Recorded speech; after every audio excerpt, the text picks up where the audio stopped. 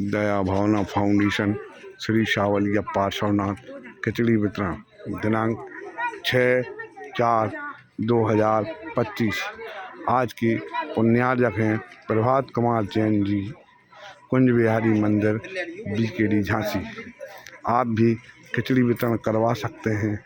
अपने बच्चों के जन्मदिन पर, विवाह की वर्षगांठ पर या अन्य किसी अवसर पर खिचड़ी वितरण कराएं और पुण्यार्जक बने। इसके लिए संपर्क करें सिद्धार्थ जैन, करगवा जैन मंदिर के पास 6390-355-355 पर। यह खिचड़ी वितरण परम पूज्य मुनि श्री अविचल सागर जी महाराज की मंगल प्रेरणा से मेडिकल परिसर में प्रतिदिन संपन्न किया जाता है। आप भी खिचड़ी वितरण कराएं और पुण्यार्जक बने। जय जिनेंद्र।